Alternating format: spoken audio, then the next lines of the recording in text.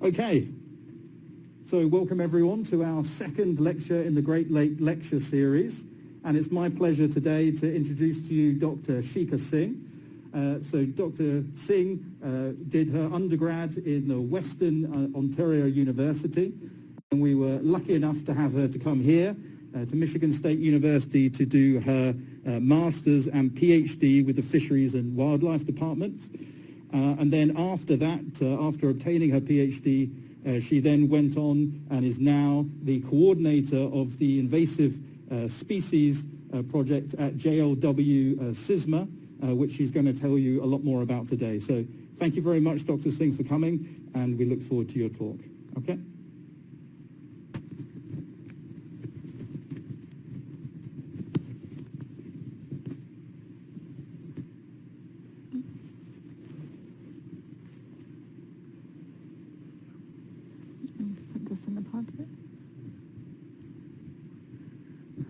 All right.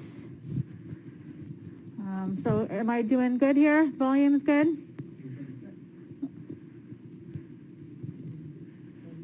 All right. So thank you. I am honored. Oh, and I will take my mask off when I start.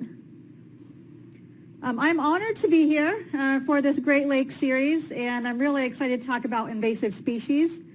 And before I get started, before I get started and introduce my organization, we are going to talk about invasive species as an environmental topic. So to set the context, to set the stage of this presentation, normally I would ask the folks sitting in front of me to describe Michigan, like what words come to your mind.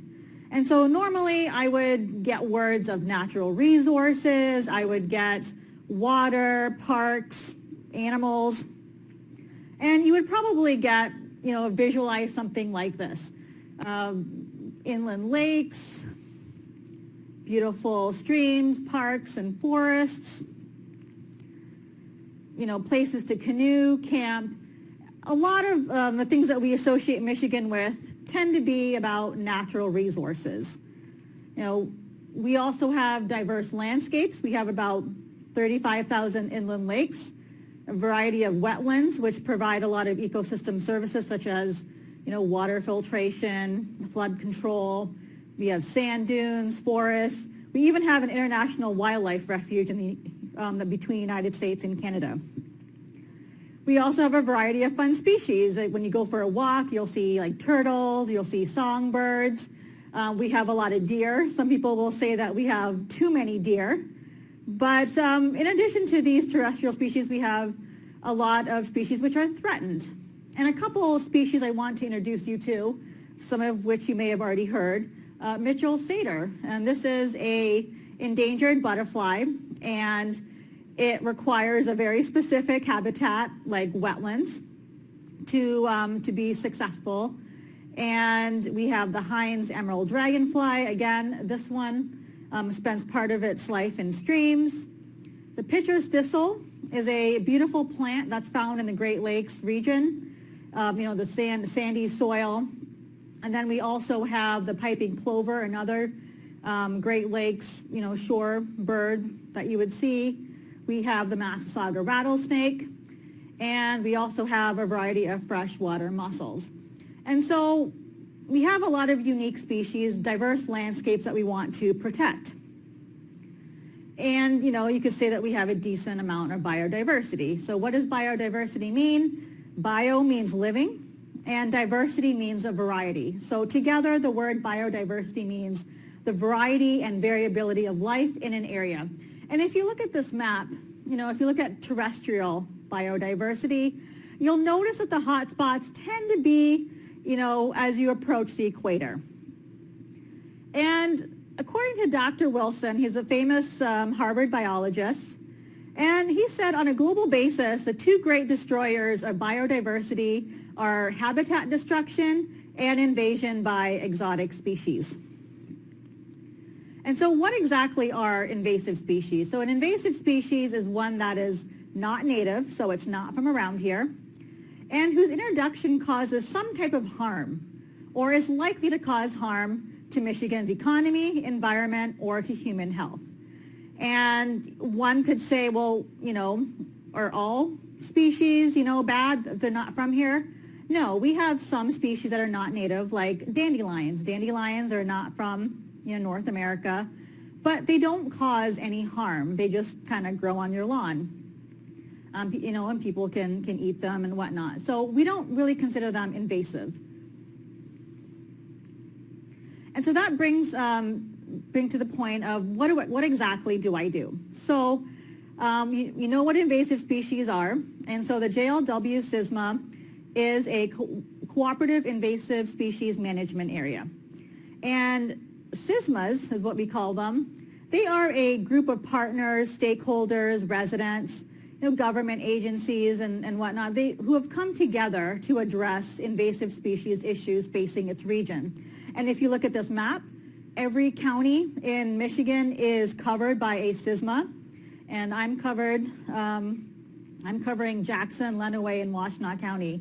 And the cool things about each of these SISMAs is that they do different things. So they're all not focused on one species. Each region has their own invasive species issues that they must address. And so, we are all customized to suit the needs of our jurisdiction. And these SISMAs, we do a lot of outreach and education, which is, part of the reason why I'm here. We help control and manage invasive species. And we can also do things like, consult and do site visits to help you identify what this new invasive species is that just popped up in your yard and provide tips on how to manage it. So how are invasive species, brought here? How do they come to be? Well, they can be intentionally brought in. So some people will have, aquariums. They have like nice little pets, and, they're beloved family members, and they don't want to kill them because, maybe they have to move. Maybe they have to get rid of their pet. And so they will sometimes dump their aquarium into a river or a lake. You can see in the bottom picture here, all those little orange spots, those are goldfish. And that's actually a picture I took in Michigan. And you can see that, over years, like the goldfish have survived.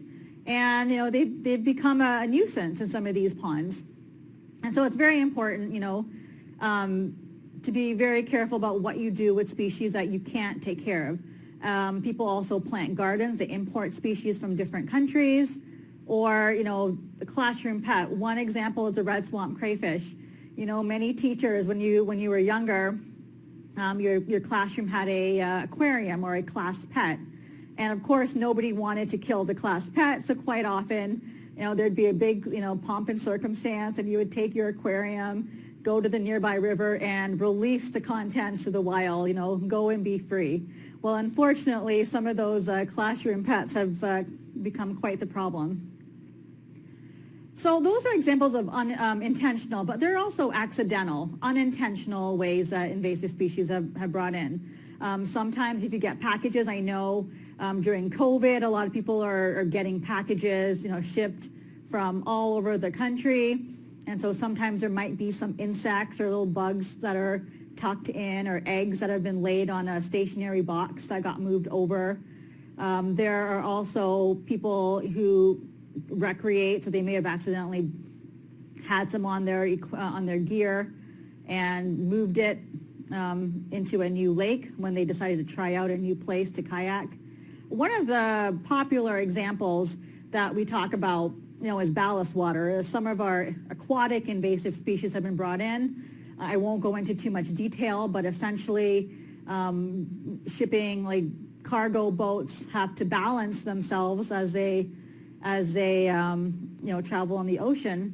And so sometimes they have to take up water when they're empty, or they have, so when they fill themselves up with the cargo, they'll have to release water. And so if they're going from one ocean to another, you can imagine as they're taking up water or releasing it, what was in that water could be released into a new body of water, which is exactly what happened with zebra mussels.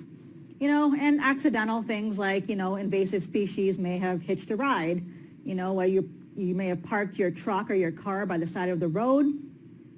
And while it was sitting there, maybe a weed got caught into the tire area or the engine area, and when you drove away, it was hanging there and it dropped off to a new area. You know, a lot of invasive species, they do look like some native species, so it's very easy to get confused. We have an example of Dame's rocket, which is a beautiful plant, and you've probably seen this on the side of the road as you've been driving down the highway. You'll see them in the summer. And you'll notice right next to it, I have something called phlox. Phlox is a native plant. And they kind of look similar. And so sometimes people will think that they're planting a native species, but they've accidentally grabbed an invasive because they just couldn't tell the difference between the two. And for you viewers out there, if it has 4 petals, it might be Dame's rocket, and phlox, which is a native plant, usually has 5 petals. And once, you get an invasive species here, it tends to spread.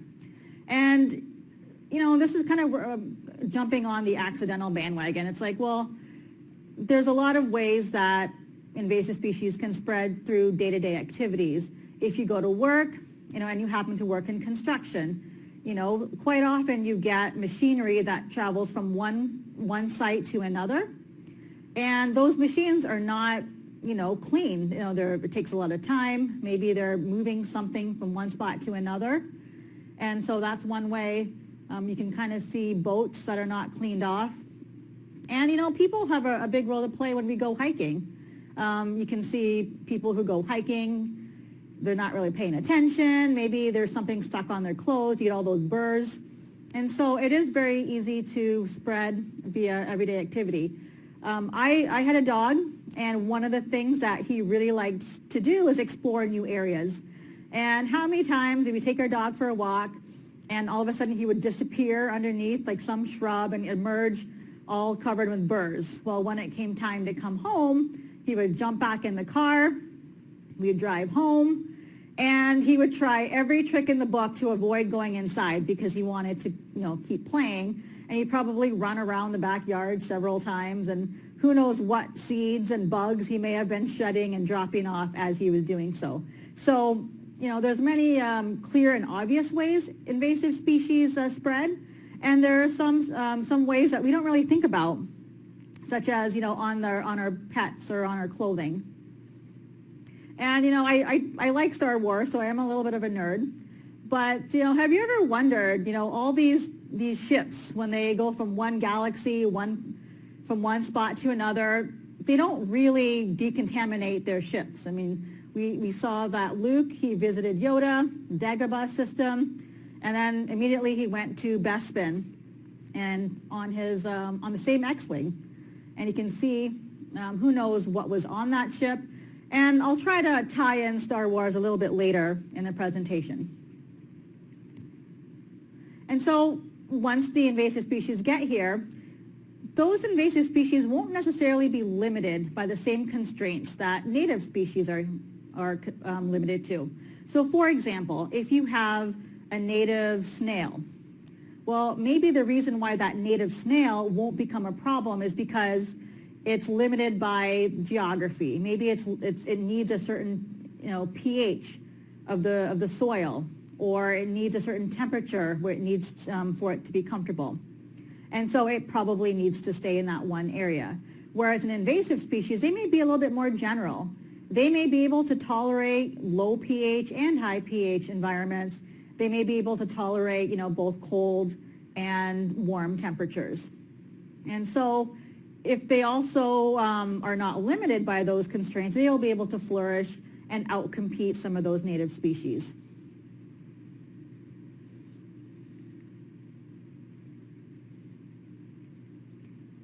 And so some of the traits that invasive species might have or might develop is that sometimes they often grow earlier. So the growing season is extended for them. They get that sunlight and they're able to, get their leaves growing. And they can also shade out other trees and other plants. Some of these plants may have a chemical, so they use, allelopathy, which is chemical inhibition to prevent other plants from growing around it. So things like, garlic mustard, it secretes a chemical, and you can kind of tell when garlic mustard starts growing, there really is not a bunch of other species of plants growing next to it. Some invasive species, they are big, they are aggressive, and they can actually directly kill the native species by eating it. Or in the case of Oriental bittersweet, and that's the one I'm holding right there, it's like a shrub or vine, and it actually grows on trees. So it'll start out as a little shoot, and then it'll grow, find a tree, and then it'll kind of wrap itself around that tree. And as it wraps itself up, it kind of tightens, and it'll actually dig into the outer part of the bark. And a lot of the nutrient transport occurs on the outer part of the bark. And so as it grows and it cuts in, it digs in, and it grows around, it'll gradually kind of cut the circulation around the tree, and unfortunately that tree will die. And so once that tree dies, it also becomes a health risk because you have this heavy vine biomass on there that's going to fall or hurt someone if somebody walks through it. And so we talked about it being aggressive. And so I have a couple of pictures, the crayfish, the Oriental bittersweet, and the beautiful mute swan. And we'll talk a little bit about that at the end. And so let's talk about some of the environmental issues about invasive species. So they come in, they're generalistic, and they can tolerate a wide variety of conditions. And so they will eventually dominate an ecosystem. So we have purple loosestrife, and you can see a riverbank. And that riverbank used to have a bunch of different types of flowers. And over time, several seasons, that whole riverbank has been taken over by purple loosestrife. It's a very beautiful plant, but once it gets in there, it produces a lot of seeds, and it has an earlier growing season than some of the other native species, so it just allows it to be successful and outcompete the native plants. Below, you'll probably see a lot of garlic mustard, because garlic mustard is prevalent in a lot of areas in Michigan. It's beautiful. I actually make a very tasty pesto out of it. But again, garlic mustard has that chemical it releases that prevents other plants from growing around it. And the bottom picture, you can kind of see over here, it has spread in this entire area. So all of this is garlic mustard. And unfortunately, garlic mustard is not the preferred food source for, a lot of deer or other animals. So nobody wants to eat it, and so it just keeps growing.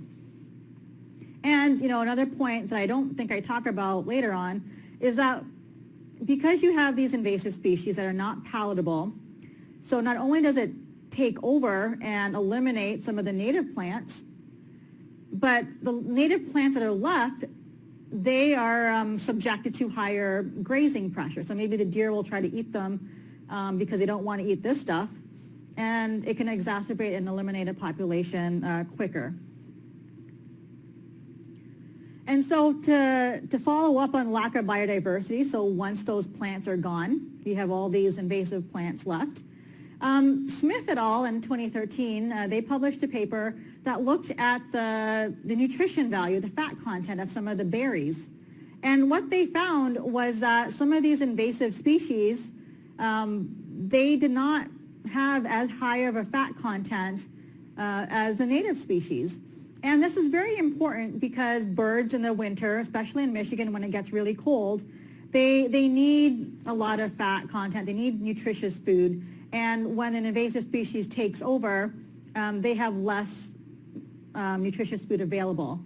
They will eat some of these, invasive species, but it's not their preferred type. And so not only will they eat it, but some of the seeds will actually survive in their gut. And when they go to the bathroom and they'll excrete the seeds elsewhere, that seed will sprout into another invasive species. So wildlife have a big role to play in how invasive species also spread from one spot to another. Another study by Richard et al., they found less insects, in areas that had a lot of invasive trees and shrubs. And when there's less insects, that's less food for, birds and whatnot. Density of some of these invasive species, they can be quite thorny, they can be uncomfortable, maybe birds don't want to nest there, and so you'll see less birds in some of these areas, because birds don't want to nest in an area that they don't want to be in, and so, that's one impact. You can have less floral diversity, so again, maybe bees are particular to a specific type of plant, and if that plant is no longer there, then the bees will have to go elsewhere or they will perish. Another species that I'm excited to talk about is black swallowwort. Now, black swallowwort it's kind of cute. It's a little, star-shaped plant, and it comes in black or it's pale. We only have the black species here, I believe. And black swallowwort is related to milkweed, and milkweed is important to the monarch butterfly. And, monarch butterflies, they have those huge migrations, they come from Mexico and they come to North America. And then, they also go back in the winter there as well. And so, unfortunately, because milkweed is related to black swallowwort, it kind of confuses the monarch butterflies who will accidentally lay their eggs on the black swallowwort plant. And so those eggs will hatch, and those caterpillars will emerge. But the sad thing is that those caterpillars will die if they eat the black swallowwort. And so a study found that 100% monarch caterpillars will die if they did eat it. So monarch butterflies are very important and a very popular species. They are facing pressures on their population for reasons also not just for invasive species, maybe lack of habitat, maybe they're chemicals and whatnot, but invasive species are definitely not helping them. And so you can kind of see another picture in the other corner, and that's a common milkweed and black swallowwort here. Invasive species can also change the environment. They can cause erosion. So this is a picture I took, and this is where a group found red swamp crayfish. That's what I'm holding here. And they like to build, burrows, and so they'll burrow in, and if there's many of them, they'll have their burrows, they'll destabilize the riverbanks, and eventually it can cause erosion. They can damage structures. So Japanese knotweed. Japanese knotweed is a plant from Asia, and it's actually one of the first plants that emerges, after an eruption, volcanic eruption, and the place is covered with, hardened lava. And the Japanese knotweed, it's trying to find moisture, and so its roots will exploit any crack or crevice in that search for moisture, and the pressure that it can exude can actually break apart, roads, cause cracks, and that can actually damage your house. They can also change the environment by introducing a disease. So if a disease comes through, I know we've had, a lot of trees get decimated. We're actually dealing with something called oak wilt, and that will kill the red oak trees. And that can change the landscape as well. So once the disease comes in, it changes what species are found there. If you have enough aquatic invasive species, they can go in and they can change the flow of the water. If there's a lot of it, it can make the water more stagnant, and that has another host of problems itself. When you have a lot of aquatic invasive species, like that plant matter, eventually those plants will die, and when it dies, it'll break down and release a lot of that carbon, which can result in fish kills. When you have a lot of invasive species, they can make the water foul with their waste. They can change the turbidity when searching for food. I know mute swans, they are pretty aggressive, and they'll grab their food and they can muddy up the area. Carp can also do that. If you have zebra and quagga mussels, I'm sure many of you who own lakefront properties that had these zebra mussels, they come in, they filter that water, and what may have been, a lot of dark green kind of water, it may be clear, and you can see right to the bottom because those mussels have come in and changed that. They've filtered out all that algae. So we talked about environmental issues. They also cause a lot of economic problems. We mentioned how Japanese knotweed can damage your house, the foundation of buildings and parking lots, and that costs a lot of money to actually address. Tourism. Michigan has a lot of natural resources. People love to fish. They love to hunt. They will come to take a picture of some butterfly like the Mitchell satyr. They cross it off their list. Or the Emerald Hines dragonfly. A lot of people who come in with the focus of finding certain species, hunting, hiking.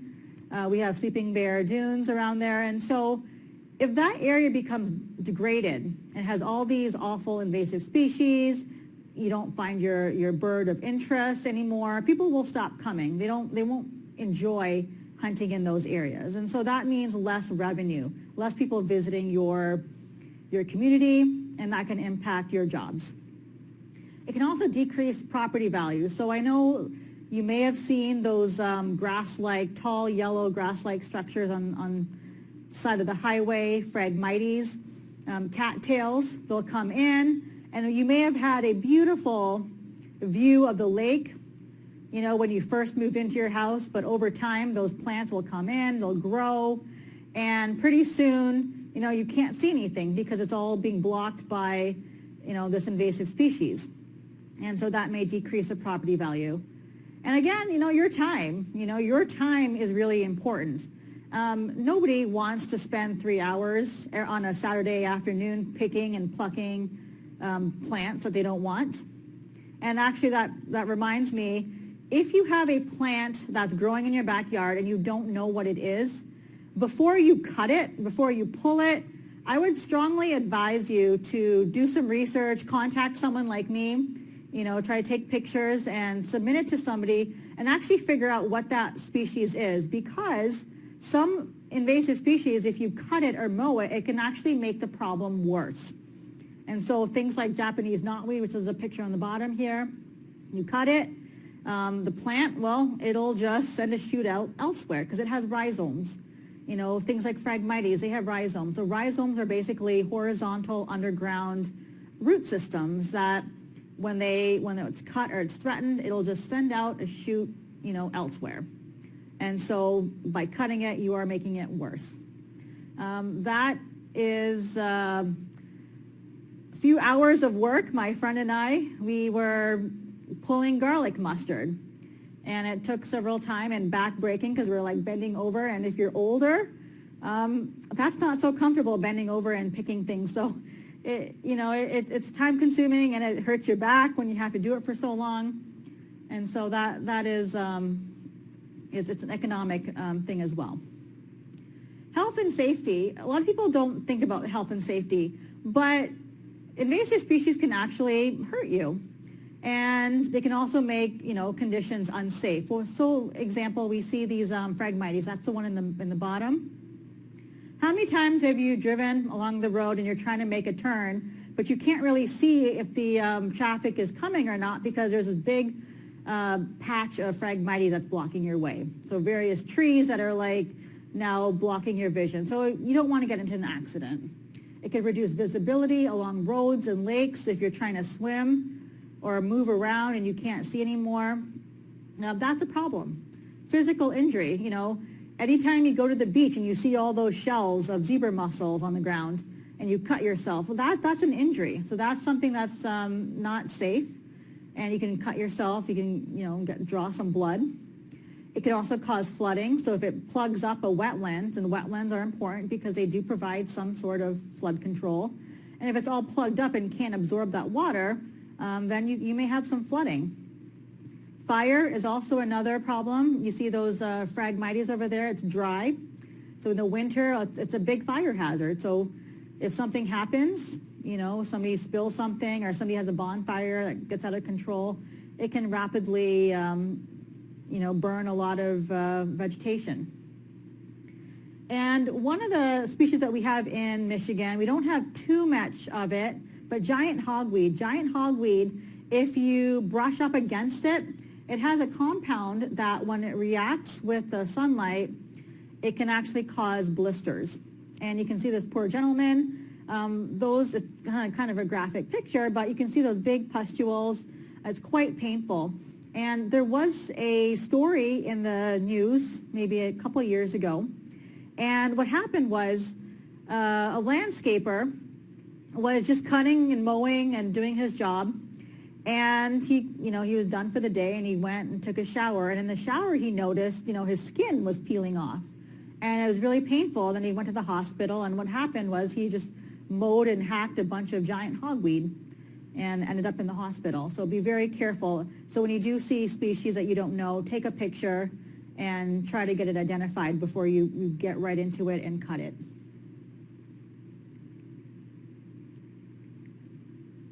And then some of these species have like thorns. So who wants to go hiking and have your legs and your jacket all scraped up?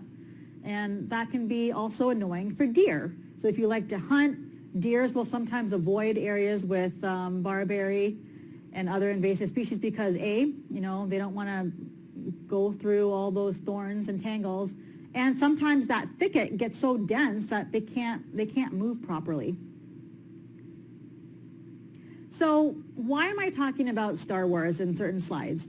Well, Star Wars is kind of interesting because it highlights the importance of scale. So are we going to travel, from one planet to another? Probably not with, it's not going to be common for us. But what we are doing is that we can start thinking about invasive species on a smaller scale. So here's a picture of Michigan. You can see all those counties. So we have 83 counties. And quite often all it takes is one person going to a county park or a city park or their friend's house, hanging out outside, getting some burrs on them, and then going to another part of that county, and then all of a sudden, instead of one population of invasive species, now you have two. And then you may go, the next day you may go for a hike a couple counties over. So now if you don't change your shoes or brush them, then you're spreading invasive species that way. And then scale up. So then, if you're spreading it within a state, you can also go cross country and go visit your friends or family after the COVID is over, of course.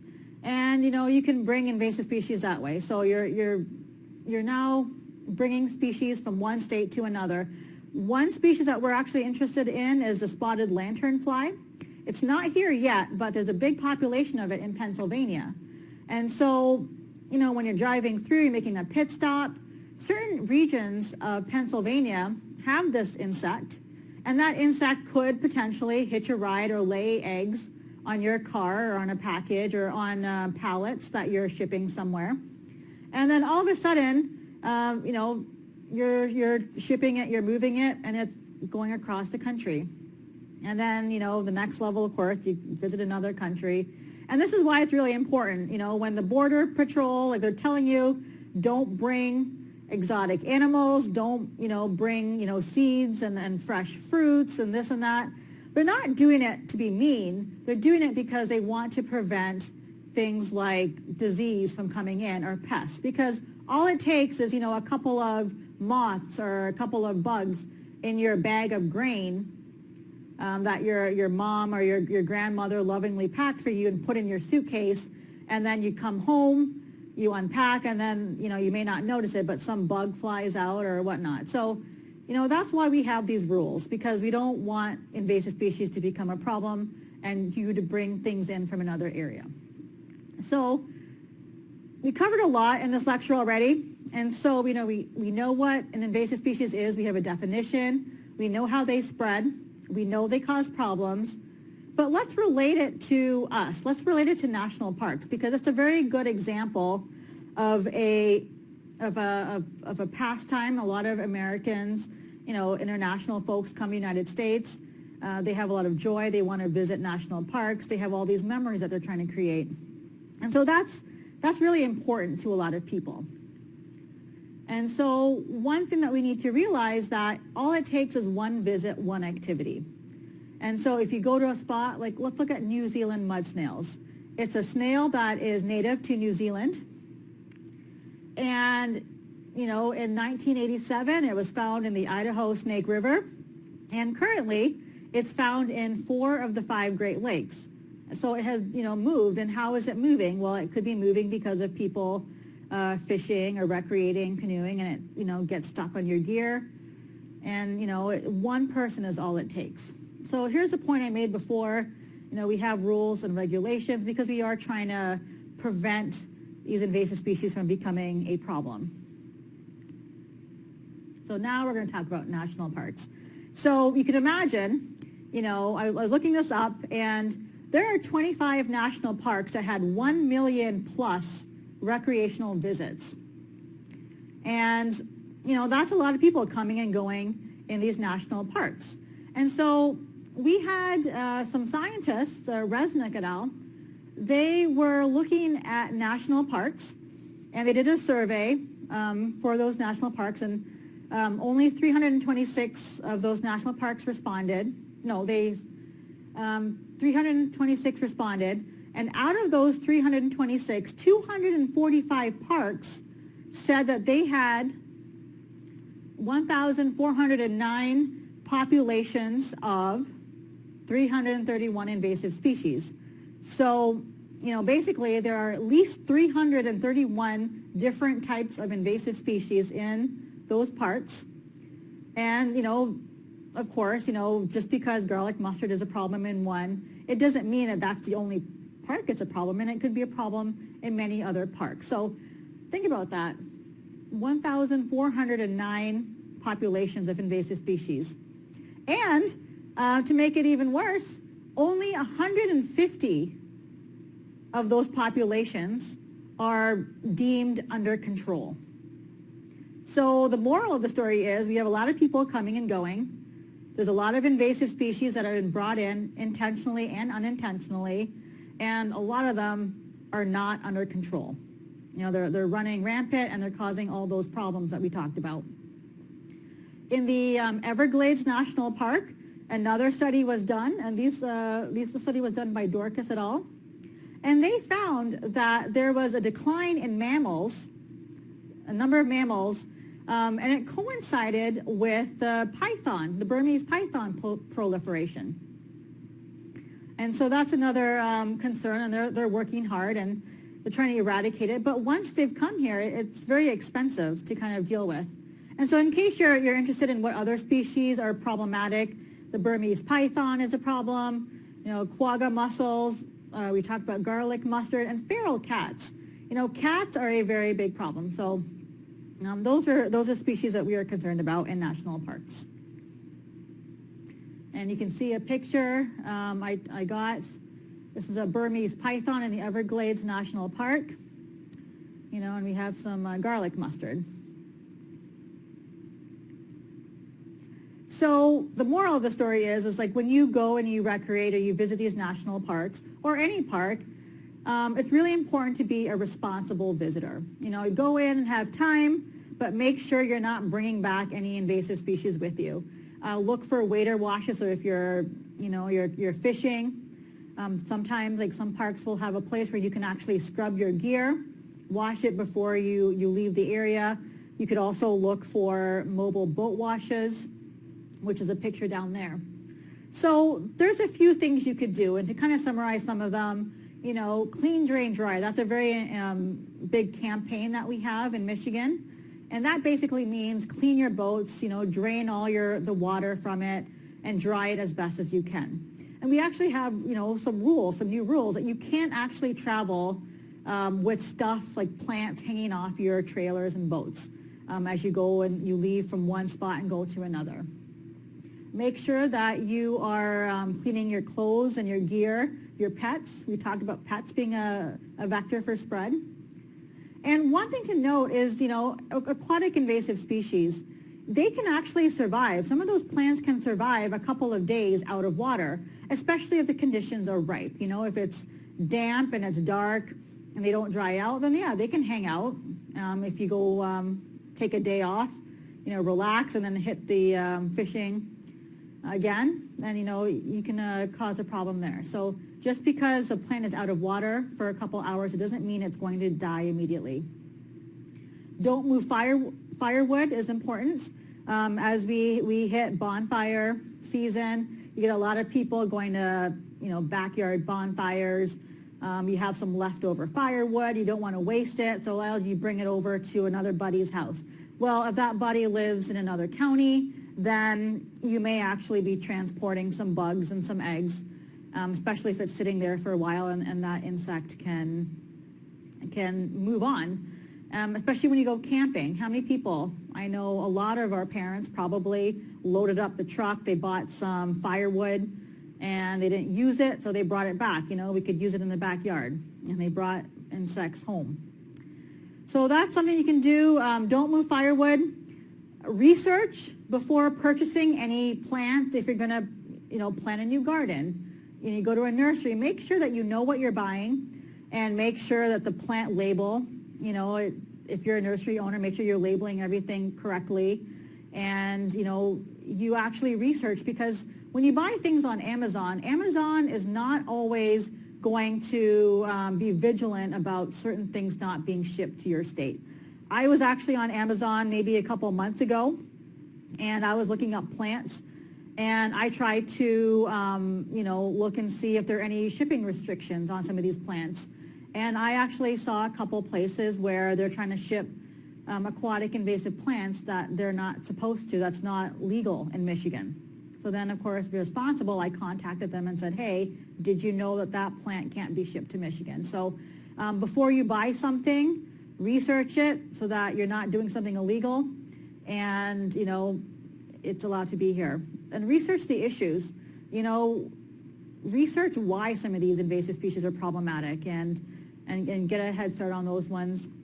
And also advocate for better policy. A lot of local ordinances don't address some of the invasive species problems. So for example, if your neighbor has Japanese knotweed, and we already talked about how Japanese knotweed has the potential to exploit cracks and damage your house. Well, they may have Japanese knotweed, but they want it there. They think it looks nice, and they're not going to do anything to control it. So some places you don't really have a lot of options on telling your neighbor what they can and cannot do.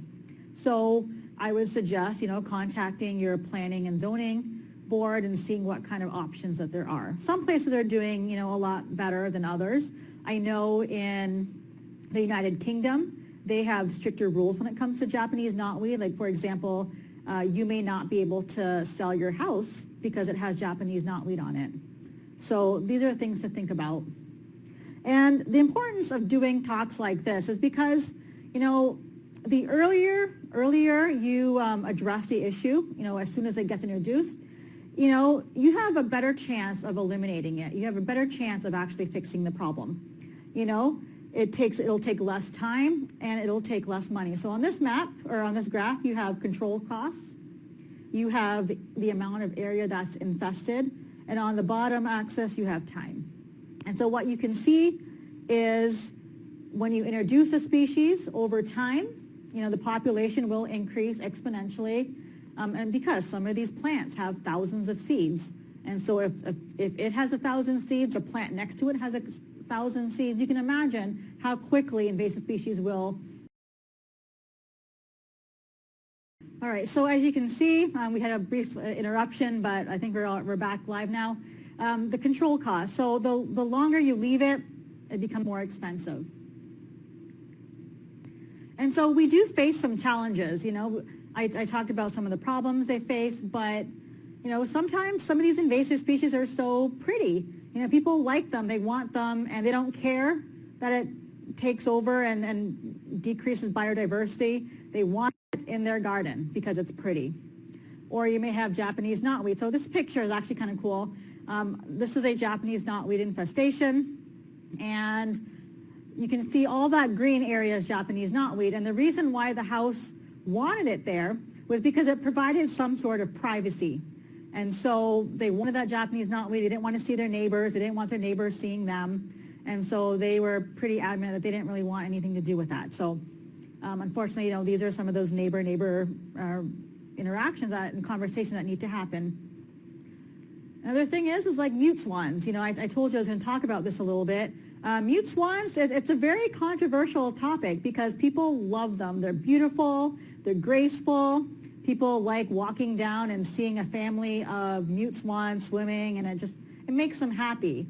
And also they think that, well, it's an animal rights issue. They don't want to see these birds harmed. Well, unfortunately, mute swans are very aggressive and they're very mean. And until you've been attacked by a mute swan, you may change your mind about wanting them there because they are aggressive to both other animals and they're also aggressive to humans as well. And these guys will also muddy up the water. They'll grab the vegetation, the aquatic vegetation, and they'll make everything murky and they'll damage. They're very destructive. And then red swamp crayfish. We tell people that, hey, we have red swamp crayfish as a problem in Michigan. And the Southerners will laugh at us like, well, hey, it's a tasty problem, right? You guys should be happy because, red swamp crayfish is probably the type of crayfish you get at the buffet. You're probably eating them already. And unfortunately, people used to be able to buy them live and they used to escape. We talked about them being in the classroom. They used to be a popular classroom pet. But in the seafood industry, they're brought in. But now we are not allowed to sell live red swamp crayfish. And I talked about, other countries bringing their invasive species, making it a problem in our country. Well, our country also has species that are problematic elsewhere. So, for example, the gray squirrel. The gray squirrel, it's usually gray, but it can also be brown and a dark black. They are a problem in the United Kingdom. So they will go in and they will terrorize those, I think the red squirrel maybe they have there. And then you have the lobsters. So some of our lobsters, the New Hampshire lobsters, they have diseases so that it'll impact and deform some of the European lobsters. So they're not wanted there. And actually, Sweden, I was just reading an article, they are trying to prevent North American companies from importing lobster there. So they're having a big fight. And obviously the North Americans, it's a big money issue. They want to be able to bring their species and sell it there. But other countries are saying, hey, some of those lobsters are now being found in the wild and they're impacting our native lobster populations. The American bullfrog, it's problematic in Europe and Brazil. And, beavers, the beautiful, majestic beaver, there's a nice story being told that a lot of Canadian beavers were imported into Argentina for the fur trade. Well, unfortunately, the fur trade kind of lost interest and people didn't buy as many as they wanted. And so those beavers are already in Argentina, but they had no natural predators. And so their population absolutely exploded, and now the government is trying to rein it in. So these are a couple of examples of how our species are being problems elsewhere. There's many other examples, but these are just the 4 that I picked today. So I'm going to wrap things up. Michigan has a lot of beautiful natural resources. You have a lot of pristine, clean, and beautiful places to recreate and lounge on the beach. But, some of those areas do have some invasive species here and there, and you want to be vigilant. You want to protect those places from becoming infested. And you can do that with care and vigilance and taking some of the things you learned about in this presentation to prevent it from being a problem. So that's it for me. If you have any questions, you can email me. We also have a website, and we also have social media. So we also have some questions here as well. Okay, the first question is from Katerina, who asks, what is the difference between something being an invasive species and natural migration over time? So that's a good question. Natural migration, we're going to be thinking about that in climate change too. That's a bigger question. And I don't really have, invasive species, if it's natural, I actually really don't have a good question, an answer for that one. But, we are going to see some of those problems happening as climate change comes. You're going to have those populations of species moving up and displacing those, species that are already there. So that is a problem that's going to be happening. I don't know what the terminology is to give you a good answer on that. Okay, another question from Tabby asks, they recall hearing that those invasive crayfish that you showed are also endangered. Is that true, and does that cause any complications with this kind of? Well, actually, just to kind of clarify, so you're saying some of those invasive species are endangered in elsewhere. Yes. So you can actually, there are absolutely invasive species that come here. They become a problem here, but they actually are endangered in their native range. And for, the reason why they're not endangered here is because there's no evolutionary behavior that a native species should fear it or, attack it or know to eat it. So it could also be general and it could thrive here. Whereas in its native habitat, it may have other animals that feed it or keep its population in check. Okay. James on Twitter asks, you show the vine that wraps itself around a tree and eventually kills the tree. Mm-hmm. If that happens, is there anything you can do to save the tree before it dies? Yeah, so if you do have some of those invasive species like Oriental bittersweet, I didn't talk a lot about management, but something that people can do is you can actually cut it, that vine, so cut it near the base, and that way it'll detach it from its roots, and then once it's detached, you can actually paint the stump with the herbicide, and that herbicide will gradually, permeate downwards into the root system.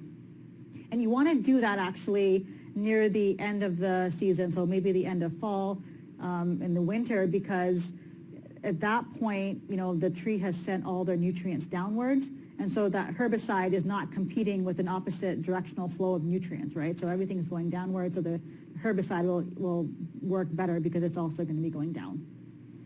Okay, I think we have time for two more of these questions. So there's a question from Anne-Marie who asks, do you find many invasive plants in domestic gardens? For instance, they've seen blue strife in a well-groomed neighbour's garden. Is it common, or is it in other areas that are less groomed that you would find invasive species? No, invasive species will pop up anywhere. They can be in expensive gardens. They can be in parks, behind a parking lot. So they definitely will go wherever they have an opportunity to go. And, one example, actually it's a good point, it was somebody was saying that they bought a plant at a garage sale. And it was an unlabeled plant, somebody was selling them, and it was labeled, it was told to them that it's some sort of bamboo. And that person took that plant, went to the backyard and potted it. It was very excited, and it looked pretty. And then they came to realize it was Japanese knotweed. So one thing, I would really strongly discourage people from doing is buying random plants from places that you don't know. So stick to reputable stores. Okay, and the final question, and this is fairly broad, so you could maybe just want to choose an example, but Mary asks how you control some of these invasive species once they've really established themselves in an area. Okay, that is a very big question. So control, I'm always going to say prevention. So prevention is always one important tool. But another thing you can do is when you have an infestation, you have to be strategic about when you treat it, like I just mentioned in the other question. If you treat it in the spring, the sap is flowing upwards, and so any kind of herbicide that you're treating it with, it's not necessarily going to make its way into the roots, right? Because that sap flowing is going to prevent it from going down. You could also work from the outside in. So it doesn't really make sense to start just in the middle and whack your way around and then treat yourself, because while you're doing one area, it may be extending its reach. So maybe you want to start on the outside and work your way in. So starting from the outside and work your way in to prevent it from spreading to another area. And so there are, herbicide is an option. Things like garlic mustard, you can actually just hand pull it. And so just be very careful. Make sure that you're you know, if you're hand pulling something, you're not doing so when there's a lot of seeds that are going to be shaken off. So you might want to wait, do it before the seeds come in. Okay, thank you very much. That's all we have time for. All right. Give over the mic to thank you. Sure. Okay. Thank you. And if you have any questions, please feel free to contact me.